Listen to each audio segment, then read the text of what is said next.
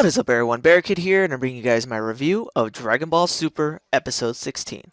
And honestly, this episode had me laughing so hard. This whole entire episode was really funny and really well done, even though it was just mostly dialogue and not really any action at all. I actually have to say this episode was really good. The part that was really funny was at the beginning when Supreme Kai and Old Kai are looking at the looking throughout the universe, and it looks like old Kai is like being a perv and looking at women naked or something, and then it turns out that he's just looking at like two beetles fighting. I don't know. Just that whole part just made me laugh so hard. And then just like the whole thing about the episode that made it really cool is how they even had like really cool memories of Dragon Ball, and they recreated like the scene where Krillin and Goku are training with Master Roshi, and they even do that one part where they have to find the rock. If you don't remember in Dragon Ball, basically there's a training session with Master Roshi where he basically writes his symbol on a rock, and they have to go find it. Krillin tricks Goku by actually making a duplicate rock and then stealing the real one. And it just turns out to be this whole little funny instance between them when they're kids.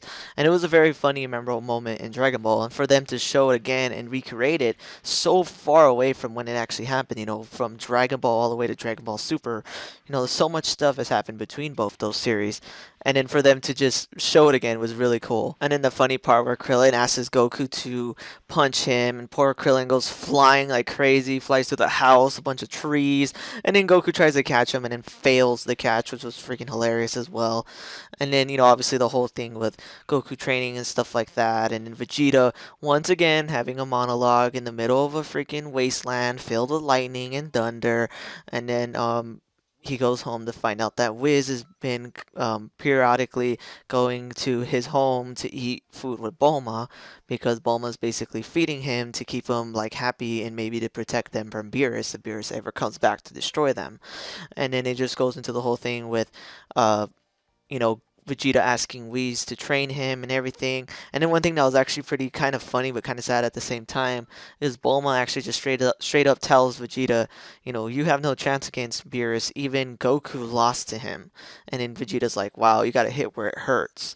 And I kind of gave a little bit more of a character dialogue to Vegeta because of the fact that Vegeta always, knew that Goku was stronger than him, but he never openly admitted like, oh, that hurts to think that, or oh, that sucks. Like he never openly admitted that he felt bad about it. Like, yeah, he would always say, oh, darn you, Kakarot, you're always one step ahead of me. But for him to say something like, oh, you gotta hit where it hurts, that's just actually something really unique and something that Vegeta never says. And then, the one thing that was actually like, whoa, I actually thought this was gonna happen was Vegeta asks Whis to train him, and then Whis tells him, yeah, I'll train you, but only if you become the next god of destruction. And then Vegeta says, all right. And it looks like he actually meant that. But what he meant was actually he was just going to trade the training for good food for Whis. Imagine if he actually did agree to that, though. If Vegeta agreed to become the next god of destruction, and Goku and Vegeta train super hard and become, super powerful Super Saiyan gods, and at the end of the series, Vegeta has to freaking destroy planets, and then Goku has to fight him one last time. Imagine if that's actually what happened, if that what the series led up to. That would have been an amazing but yet sad ending for the series. But I guess I completely understand why Akira wouldn't want something like that, because it would mean that Vegeta would have to die in the end. But it would still have been a really epic and crazy outturn for the series. But then it just ended up being that Vegeta, gave him good food, and that's why Whis trained him. And then the funniest part was when Vegeta's trying to cook for him, and he's trying to show him the awesome restaurants. And just, oh my god, I can't wait to see some of these scenes in English. Like, I really cannot wait for that because they're so funny in, the normal dub that they're in right now. But just to imagine, the actors for Goku and Vegeta and them making those funny faces and doing those funny scenes and everything. It just sounds so funny. Like I just can't imagine Goku's voice or Vegeta's voice doing the things that they're doing currently in Super. It's just hard to imagine, and I just seriously cannot wait to see them because it'll be so hilarious. And then, in the end of the episode, Vegeta finally convinces Whis by giving him ramen, of all things. That's supposedly the best food in the whole planet, which is freaking hilarious to me because I actually love ramen. And it's funny just to know that that's pretty much the reason why Vegeta ends up getting the training he wants, simply because he gave ramen noodles to Whis. And then it shows where Vegeta actually got his new armor from, the one we see in Resurrection F, because Bulma actually made him new armor that is really cool. And she even says, I will be a laughing stock in the universe if they see my husband training in raggedy clothes. I need him to look good, so that's why she makes him that armor pretty much. So I did overall. This episode was really awesome. I liked it. I liked how it gave a little bit more character the development for Vegeta.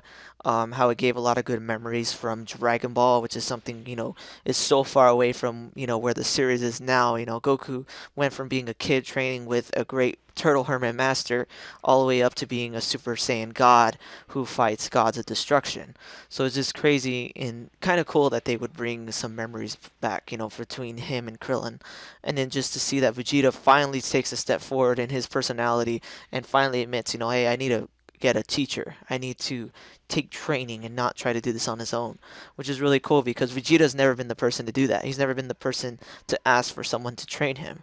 And finally he is. And now we're going to finally see Vegeta take a huge step forward and become someone extremely powerful. And that's just one thing I really can't wait for the series to get further in and past Resurrection F, because even the manga is already further than Resurrection F. The newest manga chapter is them training after they beat Frieza. And it would be really cool to see that part in the episodes. And obviously it will, because the manga, and it's going to be similar. But I just really can't wait to see that part. And I want to see what happens next after Resurrection F. Because honestly, even though Resurrection F was really awesome to me, it's just a precursor for everything that's going to happen in Super. And it's just going to get better and better. And Goku and Vegeta are just going to get stronger and stronger and fight way more powerful foes. And it's going to be freaking awesome.